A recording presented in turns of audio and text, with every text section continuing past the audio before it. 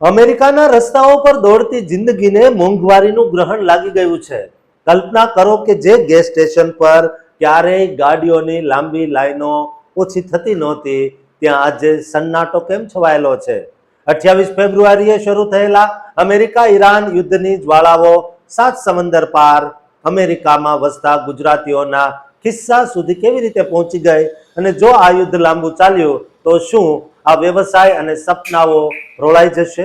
જ્યારે એક ગેસ સ્ટેશનનો માલિક એમ કહે છે કે ગ્રાહકો આવતા બંધ થઈ ગયા છે અને ધંધો ભાંગી ગયો છે, ત્યારે લાચારી પાછળનું અસલી કારણ શું?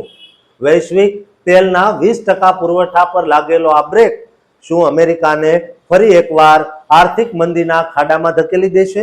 સત્તાના સંઘર્ષ અને સામાન્ય માણસની હાડમારીની આ એવી વાસ્તવિકતા છે જે જાણીને તમે પણ ચોંકી જશો.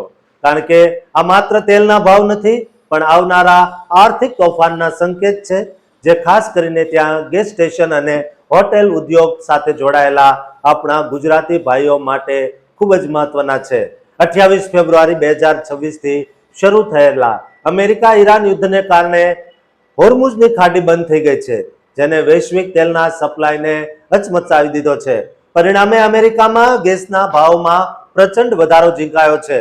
26 માર્ચ 2026ના લેટેસ્ટ ડેટા મુજબ નેશનલ એવરેજ વધીને $3.98 પ્રતિ ગેલન પર પહોંચી ગઈ છે, જે ફેબ્રુઆરીના અંત સુધી માત્ર $3 હતી, એટલે કે સીધો 33%નો વધારો થયો છે. ન્યૂ મેક્સિકો જેવા રાજ્યોમાં તો ભાવમાં 45% સુધીનો ઉછાળો જોવા મળ્યો છે. કેલિફોર્નિયાની સ્થિતિ તો વધુ ગંભીર છે, જ્યાં સ્ટેટ એવરેજ $5.79 પ્રતિ ગેલન સુધી પહોંચી ગઈ છે, અને કેટલાક સ્ટેશનો પર તો ભાવ $6 ને પાર કરી ગયા છે. આ વધતા ભાવોની સૌથી વધુ અસર ગેસ સ્ટેશનના માલિકો પર પડી રહી છે, કારણ કે ગ્રાહકોની સંખ્યામાં ધરખમ ઘટાડો થયો છે.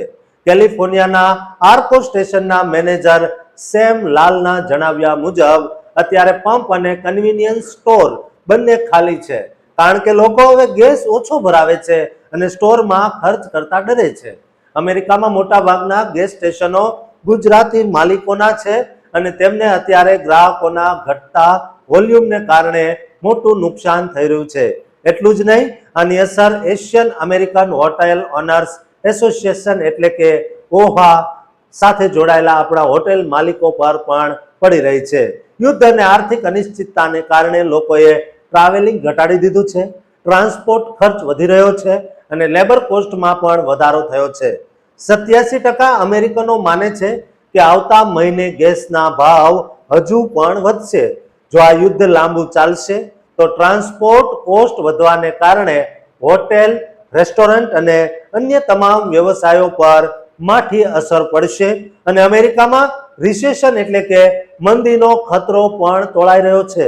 અત્યારે સ્થિતિ એવી છે કે ગ્રાહક અને વ્યવસાય બંને પીસાઈ રહ્યા છે. જે રીતે તેલના ભાવ આસમાને પહોંચી રહ્યા છે, તેને જોતા આગામી દિવસોમાં ધંધાકીય આયોજન કરવું મુશ્કેલ બની રહ્યું છે. દોસ્તો, આવી સ્થિતિમાં અમેરિકામાં વ્યવસાય કરી રહેલા આપણા ગુજરાતીઓને શું કરવું જોઈએ તે કોમેન્ટમાં જરૂર લખજો, અને આ ચેનલને સબસ્ક્રાઇબ કરી આ વિડીયો તમામ ગુજરાતીઓ સાથે શેર કરજો.